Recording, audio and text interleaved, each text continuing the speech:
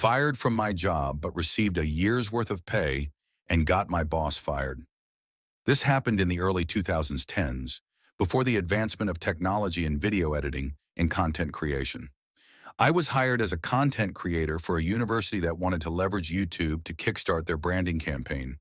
The pay was low, roughly 2,200 US dollars.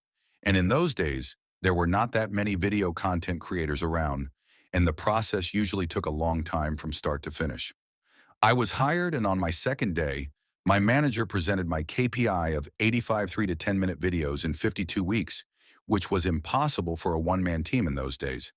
This meant I had to do the scripting, producing, casting talents, shooting videos, composing music. They were too cheap to pay for a royalty-free music subscription, and editing, all of which I had to use my own equipment and software. Because their cameras and computers were so old, they simply couldn't handle the strain of even doing things in 720p, much less 1080p. I tried to let my manager know, but she just smiled encouragingly, telling me to give it a try, assuring me if the videos were good, the quantity would not be what she focused on. Hearing this, I agreed to give it a try. My manager treated me well in the first month, however. One day when she found out I was a smoker, her attitude changed overnight. A colleague had actually done a facepalm when I told her about it, and she let me know that the manager hated smokers and often advocated to get them fired.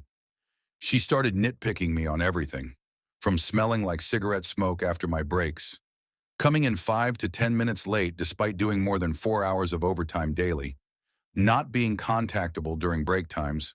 The list goes on. But I soldiered on because I just wanted to do the work and do it well.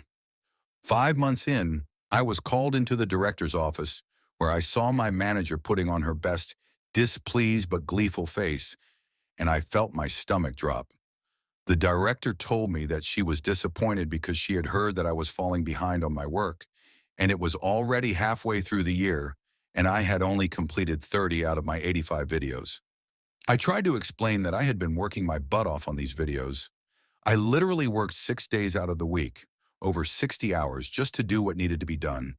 And that being a one-man army made things impossible, and also the fact that the videos I had put up grossed the highest views ever on their YouTube page.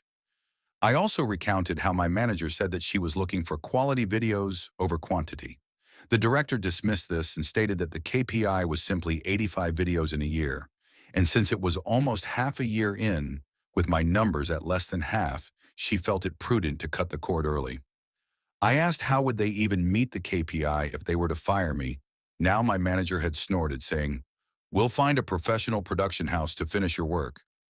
The director had given her an odd look, but nodded in her support nonetheless, telling me, "You don't need to worry, manager will get the job done."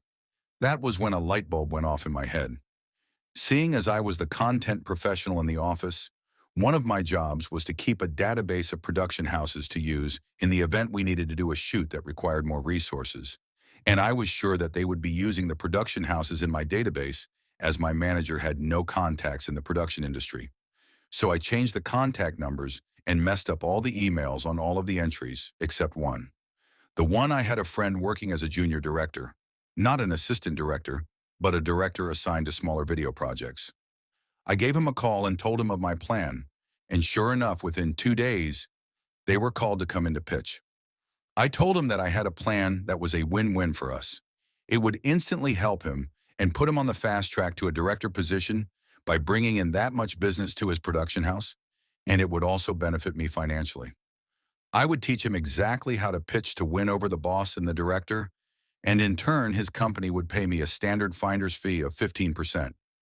He agreed instantly and immediately put me on the line with his general manager, who upon realizing this was to be 6 months of work for a high six-digit payout, instantly agreed and drew up a contract.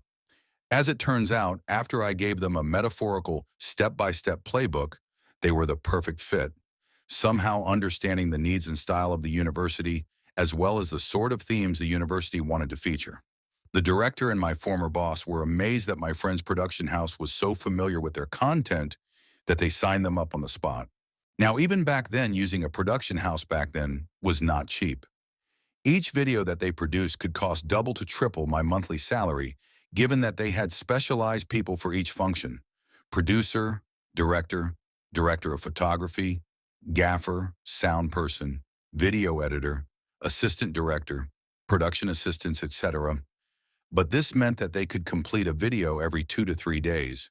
So yes, they produced 50 videos in a span of 4 months for over 100 months of my salary, and I sat back and collected the healthy 15%, which was about 15 months of my salary.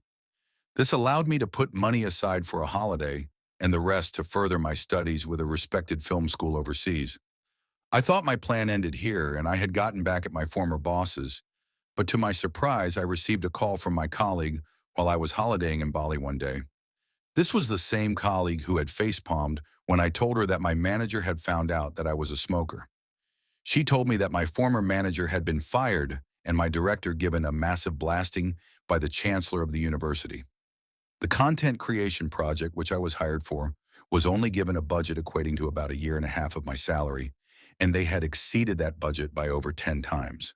My former manager was so desperate to ensure that her content creation project could be completed that she had thrown caution to the wind, paying anything to get the job done so that she could show my director that she had completed the project and had approved the massive spend without getting consent from the director.